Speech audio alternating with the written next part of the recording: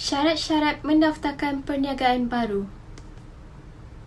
Syarat yang pertama ialah di bawah peruntukan Seksyen 5 Akta Pendaftaran Perniagaan APP 1956, sesuatu perniagaan hendaklah didaftarkan tidak lewat dari 30 hari dari tarikh permulaan perniagaan itu. Individu tersebut perlulah mengemukakannya kepada pendaftar atau SSM Pendaftaran Perniagaan. Syarat yang kedua ialah perniagaan yang didaftarkan mestilah memenuhi Seksyen 2 Taksiran Perniagaan APP 1956 dan tidak meliputi aktiviti berbentuk amal atau kebajikan serta apa-apa kerja yang dinyatakan dalam jadual Seksyen 2. Syarat yang ketiga ialah pemilik atau rakan kongsi perniagaan merupakan warga negara atau penduduk tetap dan mestilah berumur 18 tahun dan ke atas. Syarat yang terakhir ialah perniagaan atau tempat utama perniagaan yang dijalankan mestilah beroperasi di Semenanjung Malaysia dan wilayah Persekutuan Labuan. Okey, hai, Assalamualaikum. Nama saya Adina Asyarah binti Muhammad Halim. Saya akan meneruskan pembentangan ini di mana kita akan masuk kepada tajuk yang seterusnya iaitu prosedur pendaftaran perniagaan baru. Jadi yang pertama, pemohon perlu berdaftar sebagai pengguna ISBIS online di website tersebut. Kemudian, mereka perlu hadir di pejabat SSM untuk tujuan pengesahan identiti pemilik bagi tujuan keselamatan pengguna. Mereka perlu membawa kad pengenalan, surat pengesahan JPN jika cap ibu jari rosak ataupun jika ada kod AKU yang berkaitan sahaja. Yang kedua, setelah selesai, pengguna akan menerima email yang menyatakan proses verifikasi telah berjaya dan ID ISBIS telah diaktifkan.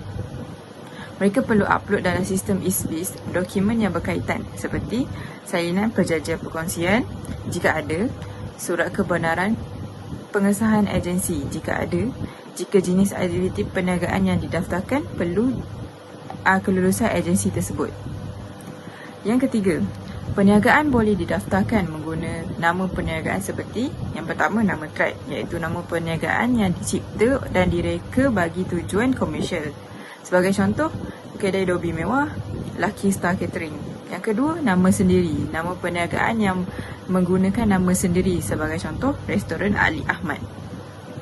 Yang keempat, jenis aktiviti perniagaan yang didaftarkan mestilah bersesuaian dengan nama perniagaan, tidak menyalahi undang-undang, tidak bersesuaian dengan keselamatan persekutuan, ketenteraan awam dan prinsip moral.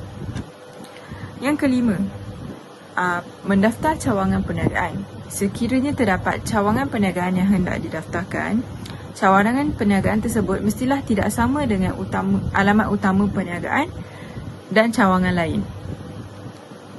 Yang keenam, pemilikan perniagaan. Jadi pemilikan perniagaan terbahagi kepada dua. Yang pertama iaitu perniagaan berdaftar sebagai trade name. So, maka ia boleh mendaftar sebagai milikan tunggal atau perkongsian tidak melebihi 20 orang. Yang kedua, perniagaan menggunakan nama sendiri. Perniagaan menggunakan nama sendiri seperti di kad pengenalan tidak boleh mendaftar rakan kongsi. Yang seterusnya, yang ketujuh, perniagaan perkongsian. Semua rakan kongsi akan menerima notis pemaklukan berkaitan pendaftaran perniagaan yang baru dilakukan. Rakan kongsi perlu membuat pengesahan di portal ISBIS online. Pembayaran boleh dibuat dan kemudiannya dihantar untuk diproses selepas pengesahan dibuat oleh rakan kongsi. Yang ke-8, mendaftar rakan kongsi. Pendaftaran perniagaan baru yang hendak didaftarkan tidak boleh dilakukan sekiranya terdapat rakan kongsi yang hendak didaftar menjadi rakan kongsi belum aktif sebagai pengguna ID ISBIS online. Itu sahaja proses pendaftaran perniagaan yang baru. Seterusnya kita akan pergi kepada fee pendaftaran. Bagi sesiapa yang tidak tahu apa itu maksud fee pendaftaran, fee itu diambil dari perkataan Inggeris iaitu fees, yang bermaksud yuran atau bayaran. Dalam arti kata lain, fee pendaftaran ini ialah pembayaran yuran yang diperlukan untuk memulakan perniagaan atau untuk memperbaharui apa-apa berkaitan perniagaan. Kita mempunyai 4 bayaran yang berbeza untuk fee pendaftaran. Yang pertama iaitu perniagaan pemilikan tunggal menggunakan nama sendiri seperti dalam kad pengenalan. Yang ini kita perlu membayar sebanyak RM30. Yang kedua, perniagaan tunggal atau perniagaan perkongsian menggunakan nama trade. Yang ini adalah 2 kali ganda lebih mahal kerana melibatkan lebih ramai orang. Jadi harga dia RM60. Yang ketiga ialah pendaftaran cawangan. Pendaftaran cawangan ni jika kita hendak membuka cawangan di dalam syarikat kita, cawangan baharu, so kita akan perlu membayar RM5. Harga pendaftaran cawangan ni dia lebih murah kerana kita hanya membuka cawangan di syarikat yang sedia ada. Tidak seperti poin-poin sebelumnya, kita hendak membuka syarikat baharu. Seterusnya yang terakhir iaitu cetakan maklumat perniagaan. Yang ini berharga RM10 sebenarnya, tapi disebabkan GST dia menjadi RM10.60. Sebelum saya mengundurkan diri, saya ingin menunjukkan salah satu contoh mengenai fee pendaftaran di laman web rasmi SSM, iaitu Suruhanjaya Syarikat Malaysia. Suruhanjaya Syarikat Malaysia ni ialah antara syarikat yang akan membantu kita dalam mendaftar perniagaan nanti.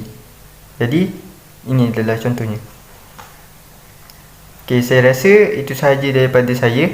Sekian, terima kasih. Dapat beberapa panduan dalam pendaftaran perniagaan. Yang pertama ialah perniagaan yang telah dijalankan dan didaftarkan tidak boleh lewat selama 30 hari dari tarikh permulaan perniagaan. Yang kedua ialah pendaftaran baru perniagaan boleh dibuat dalam jangka masa 1 tahun dan tidak melebihi 5 tahun pada setiap pendaftaran.